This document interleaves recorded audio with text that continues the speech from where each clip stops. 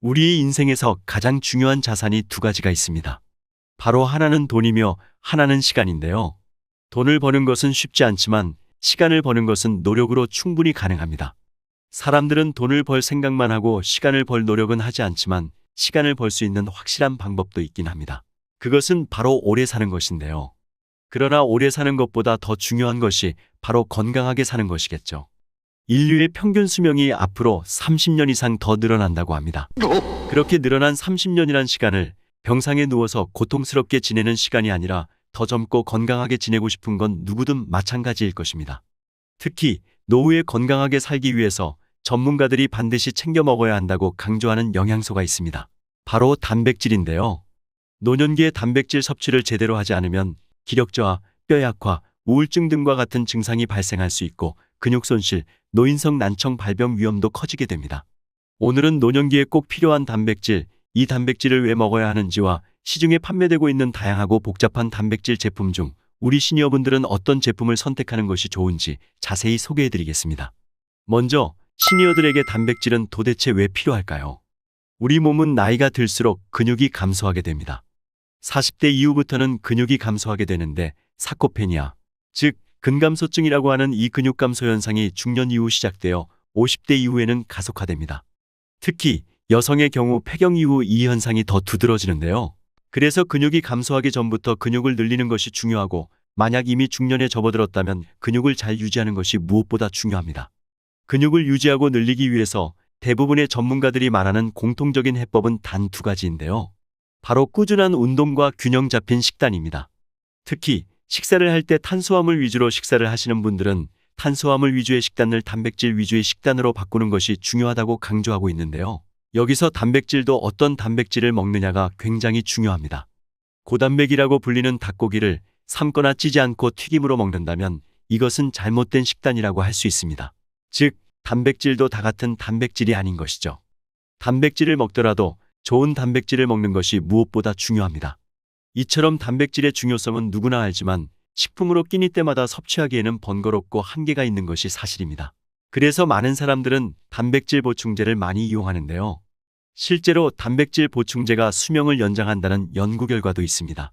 이탈리아 브레이사 대학의 엔조 니졸리 교수는 노년을 더 건강하게 보내려면 55세부터 단백질 보충제를 매일 챙겨 먹어야 한다고 말했는데요.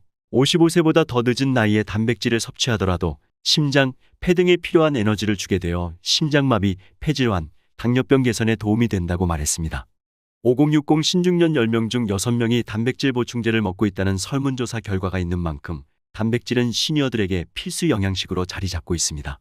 임팩트 피플스가 최근 실시한 설문조사 결과 5060 신중년 가운데 36%가 현재 단백질 보충제를 섭취하고 있으며 23%는 섭취한 경험이 있다고 응답해 전체의 59%가 단백질 보충제 섭취 경험이 있는 것으로 나타났는데요. 이렇게 건강에 대한 관심이 점차 높아지면서 단백질은 나이가 들어가면서 꼭 챙겨야 하는 필수 영양소가 되었습니다. 그렇다면 시니어들은 어떤 단백질 제품을 섭취하는 것이 좋을까요? 단백질은 크게 동물성 단백질과 식물성 단백질이 있으며 동물성 단백질은 여러분들이 잘 알고 계신 우유가 있으며 식물성 단백질은 쌀 단백질, 콩 단백질, 현미 단백질 같은 곡류나 견과류에서 추출한 단백질이 있습니다.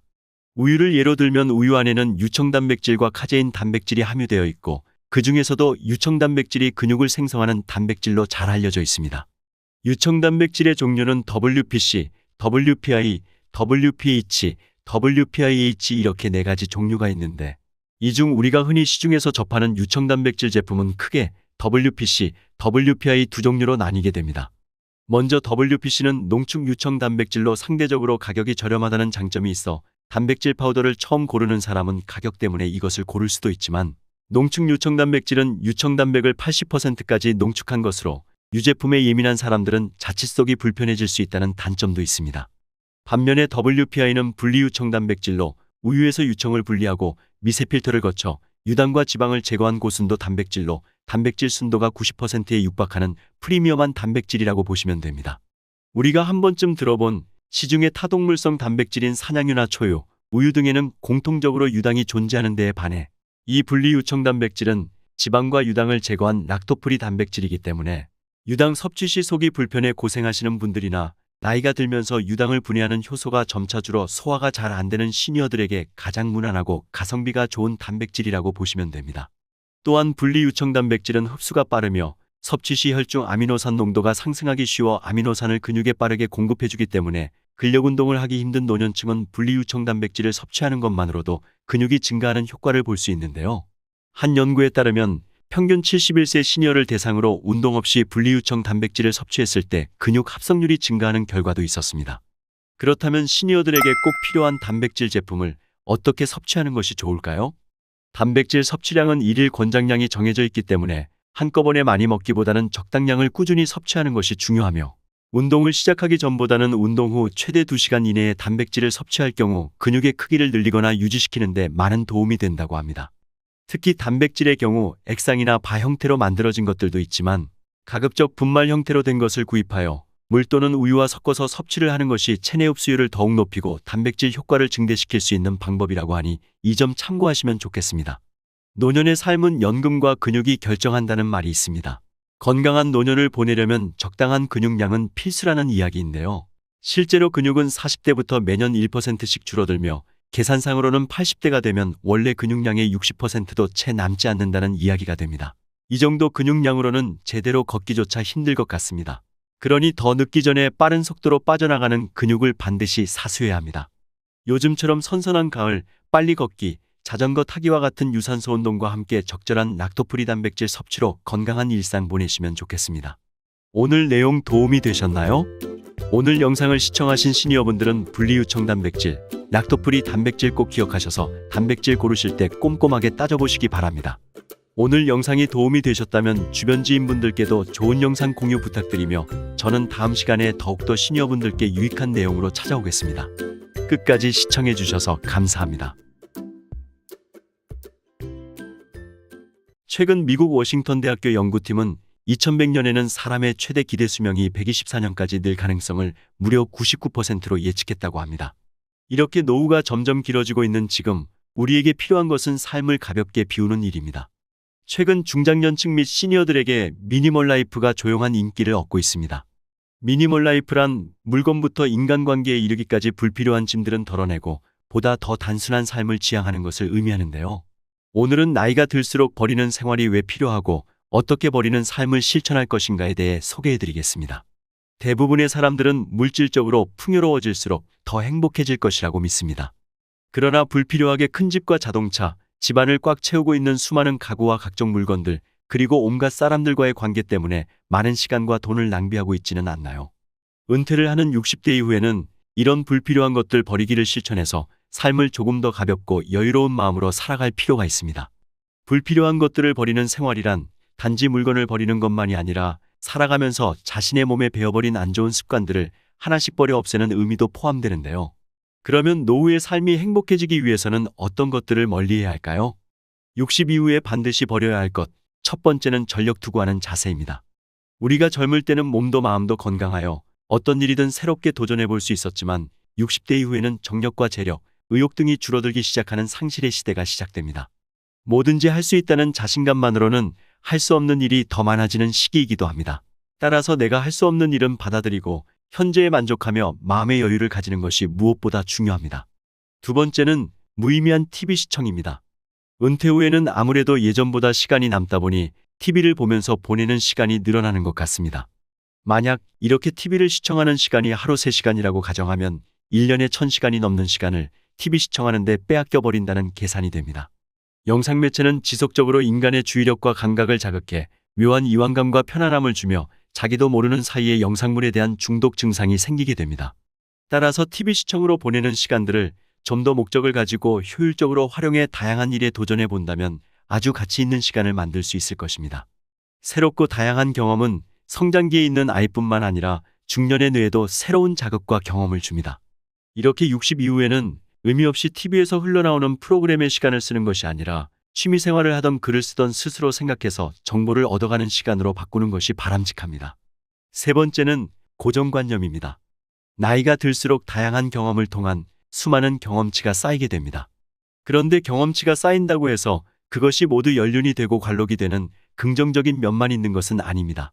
쌓인 경험만큼 경험을 통해 갖는 고정관념이나 선입견, 편견들도 자연스레 생기게 마련입니다.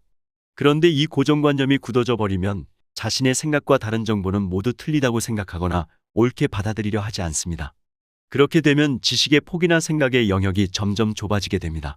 현대 사회에서는 수많은 정보들이 넘쳐나고 정보통신의 발달로 하루가 다르게 급속히 변하고 있습니다. 이런 때에 자신의 고정관념에 사로잡혀 있다면 빠르게 변화하는 세상에 적응해 나갈 수가 없을 것입니다. 자신의 생각을 바꾸기가 갈수록 힘들어지는 것입니다. 나이가 들수록 경계해야 되는 것은 어쩌면 타인이 아닌 나 자신일 수도 있습니다. 네 번째는 물건에 대한 집착입니다. 60대 이후에는 물건에 대한 집착을 버리는 것이 바람직합니다. 쓰지도 않는데 알 수 없는 미련으로 자리만 차지하던 물건들을 모두 정리해서 버리고 방 안에 어수선하게 널린 물건들의 자리를 정해주고 모든 쓰레기를 남김없이 내다 버리는 것부터 시작하십시오. 단번에 모두 정리하지 않아도 괜찮습니다. 지금까지 실제로 열심히 사고 모아두었지만 살다 보면 많은 것들이 그다지 쓸모가 없는 것들이라는 것을 알게 됩니다. 많은 물건들로 둘러싸인 어수선한 공간에서는 정신도 쉽게 산만해지고 마음이 무거워져 생각도 정리가 되지 않습니다. 생활 환경을 정리하고 내 주위 물건을 정리하는 행동이 중요한 이유는 잡념을 줄여 무기력함을 점차 사라지게 하는 시작 단계이기 때문입니다. 우리의 행복은 의미 없는 물질로 채워지는 것이 아니라 평온한 마음에 있습니다. 다섯 번째는 타인에 대한 험담이나 잘못된 입버릇입니다. 우리는 다른 사람 흉을 본다든지 비방하면서 온갖 헛소문으로 다른 사람 이야기에 휩싸여 함께 동조함으로써 잠시 흥미를 느낄지도 모릅니다. 그러나 이런 일은 자기 발전에 아무런 도움이 되지 않습니다. 이런 사람들의 대부분은 자존감이 낮아 스스로 타인을 받아들이지 못합니다. 그래서 이런 사람들은 쉽게 타인을 판단하고 타인에 대해 불필요한 말을 많이 함으로써 본인의 고통을 남에게 투영해서 보는 것일 뿐입니다. 따라서 다른 사람에 대한 비판이나 험담하는 상황에는 오히려 그 시간에 자신에 대해 다시 한번 돌이켜보고 말과 행동이 어떤지 생각하는 편이 가치 있는 일일 것입니다. 타인에 대한 험담은 결국 부메랑이 된다는 사실을 알아야 합니다. 여섯 번째는 쓸데없는 후회입니다. 누구나 시간을 돌리면 다르게 하거나 아예 하지 않았을 텐데 하는 과거의 사건들을 가지고 있습니다. 특히 나이 드신 분들 중에는 과거의 잘못을 끄집어내어 자꾸 후회하는 사람이 있습니다. 하지만 지난날에 대한 후회는 우리의 행복한 삶을 방해하는 커다란 짐덩이가 될 수 있습니다. 시간이 지나면 사람은 배우고 성장하게 됩니다. 누구나 실수를 저지를 수 있다고 스스로를 인정하고 앞으로 어떻게 살 것인가를 계획해 보시기 바랍니다. 이렇게 후회를 반성으로 바꾸는 것이 가치가 있습니다. 후회의 시간을 쏟기보다는 다른 방식으로 이루어졌으면 하는 것들에 대해 포용적이고 이해하는 자세로 임하는 것이 중요합니다. 따라서 60 이후에는 쓸데없는 과거의 잘못에 대한 후회를 버리시기 바랍니다. 나이가 많은 것은 부끄러워할 일이 아니지만 어제보다 더 나은 사람이 되지 못한 것은 부끄러워해야 한다고 합니다. 나이가 들수록 위의 6가지는 멀리하고 오상어차절의 자세로 살아가야 할 것 같습니다. 오늘 내용 도움이 되셨나요? 도움이 되셨다면 주변 지인분들께도 영상 공유 부탁드리고요. 저는 다음 시간에 더욱더 시니어분들께 유익한 영상으로 찾아오겠습니다. 끝까지 시청해 주셔서 감사합니다.